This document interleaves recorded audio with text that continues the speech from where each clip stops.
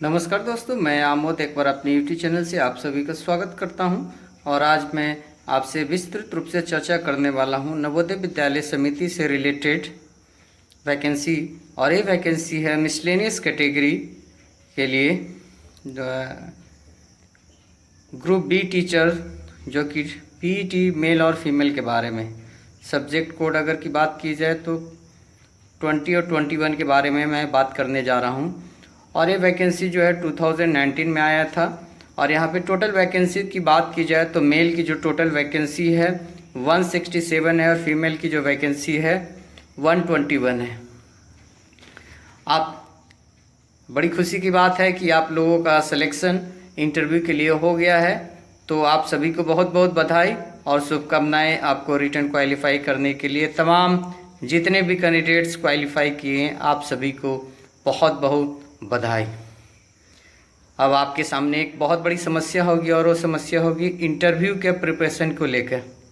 तो आप बहुत ज़्यादा परेशान ना हो, मैं आप लोगों के साथ आपको गाइड करने के लिए इंटरव्यू से रिलेटेड कोई भी आपको अगर क्वेरी है तो यहाँ पे कमेंट बॉक्स में लिख सकते हैं। और अगर हमारे यूट्यूब चैनल को अगर पहली बार देख रहे हैं तो लाइक और सब्सक्राइब करना ना भूलें।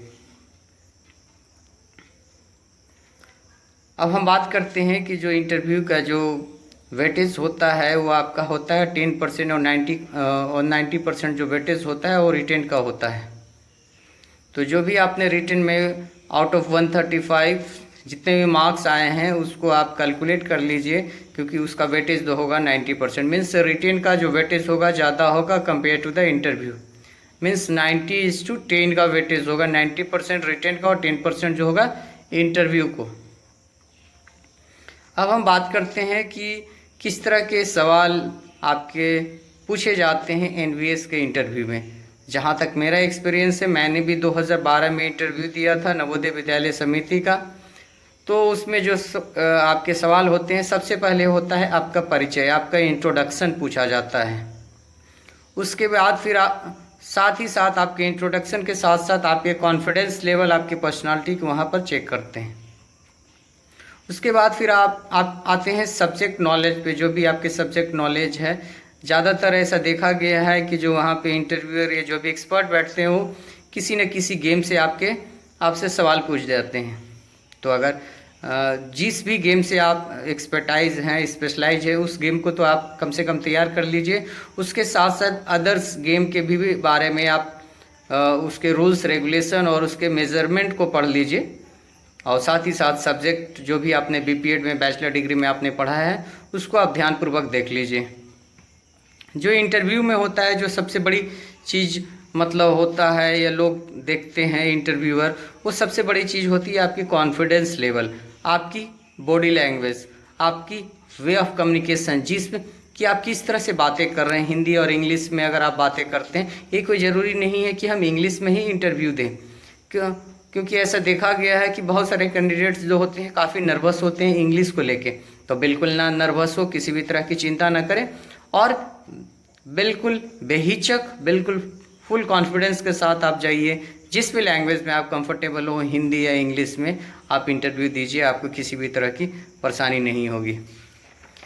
उसके साथ साथ आपके होते हैं कमांड, मतलब कि कमांड जैसे होता है कि असेंबली आप करवाते होंगे, फिजिकल एजुकेशन टीचर आप बनने जा रहे हैं, तो आपका कमांड जो होना चाहिए अच्छा होना चाहिए, बिल्कुल लाउडली होना चाहिए कि सामने वाला आपके कमांड से इम्प्रेस हो जाए। किसी भी तरह की कमांड अगर आपको देने के लिए बोला जाए। उसके साथ साथ होते हैं कुछ सर्टेन रूल्स रेगुलेशन से रिलेटेड क्वेश्चन भी पूछे जाते हैं। उसके साथ साथ कुछ आपके कंडीशन दे देते हैं गेम से रिलेटेड और या फिर आपकी डिसिप्लिन से रिलेटेड कि आप डिसिप्लिन को कैसे मेंटेन करेंगे।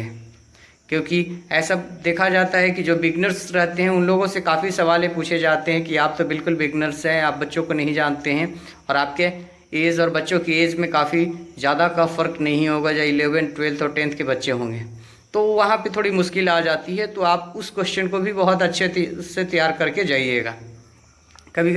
और उसके साथ साथ ये भी पूछा जाता है कि आपके एक फिजिकल एजुकेशन टीचर की क्वालिटी क्या होनी चाहिए। तो ये सवाल भी आप तैयार करके जाइएगा। उसके साथ साथ कुछ करंट अफेयर्स के भी सवाल, जो भी लेटेस्ट में आपके स्पोर्ट्स हुए हैं उसके बारे में आप देख लीजिएगा। और जब भी आप जवाब दे रहे हैं बिल्कुल बिल्कुल विनम्रता के साथ आप जवाब दीजिए, और ऐसा बिल्कुल सिंप्लिसिटी वहाँ पे शो करिए। बहुत ज़्यादा आपको हाई फाई शो करने की ज़रूरत नहीं है कि I am so talented, I want to show my talent here. बिल्कुल नहीं, आप बिल्कुल सिंपल वे में आप वहाँ पे जाइए, बिल्कुल विनम्र भाव से। अगर वो किसी सवाल पे के उत्तर पे अगर वो रिजिड हो जाते हैं तो आप उसके ऊपर बहुत ज़्यादा जोर नहीं दीजिए। आप बिल्कुल बोलिए यस सर हो सकता है, लेकिन मुझे जानकारी जहाँ तक है मैं इतना जानता हूँ, और उस सवाल से आगे चले जाइए।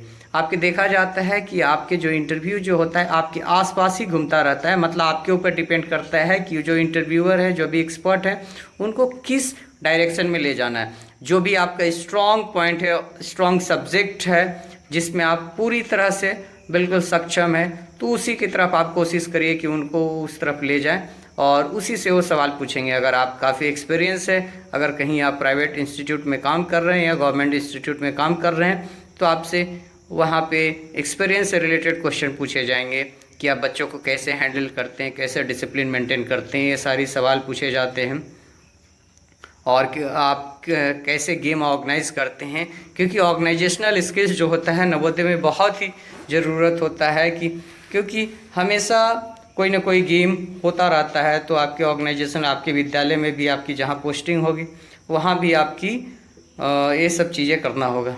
तो इन सब चीज़ों का आप ध्यान रखिएगा। और उसके साथ साथ मैं आपको एक चीज़ और बता देना चाहता हूँ कि आप अपने डॉक्यूमेंट्स को सारे डॉक्यूमेंट्स तैयार करके जाइए, जो भी डॉक्यूमेंट्स आपसे मांगे जा रहे हैं। क्योंकि एक चीज़ होता है कि अगर आपके डॉक्यूमेंट्स नहीं तैयार होते हैं तो इंटरव्यू से पहले आप क्या हो जाते हैं, काफ़ी परेशान हो जाते हैं, जिसके चलते आपके इंटरव्यू ख़राब हो जाता है। तो ये चीज़ का भी ध्यान रखना है। और एक चीज़ और है कि बहुत सारे कैंडिडेट ये सोच रहे होंगे कि जो इंटरव्यू है बहुत ज़्यादा मार्क्स का नहीं होता है, 10 मार्क्स का होता है, उसका वेटेज 10% ही होता है, रिटन का वेटेज 90% होता है। देखिए बिल्कुल है कि अगर आपने रिटन में काफ़ी अच्छा किया है और इंटरव्यू अगर आपके अच्छे नहीं भी होते हैं तो आपके सिलेक्शन होने के चांसेस होते हैं। लेकिन कभी कभी ऐसा भी देखा गया है कि आपके रिटन के कम मार्क्स है और आपने इंटरव्यू में अच्छा किया, क्योंकि यहाँ पे एक मार्क्स भी बहुत मायने रखता है। पॉइंट से आपके जो रैंक होते हैं बहुत डिफरेंस आ जाता है। तो एक बार फिर से मैं आप लोगों को बहुत बहुत बधाई और ऑल द बेस्ट बोलता हूँ कि आप लोग इंटरव्यू की तैयारी करते रहिए। बहुत ही जल्दी आपका इंटरव्यू का कॉल लेटर आएगा और उसको अपने नवोदय विद्यालय समिति की वेबसाइट से आप डाउनलोड कर लीजिए और फिर उसको लिए तैयार हो जाइए। ऑल द बेस्ट, बहुत बहुत धन्यवाद।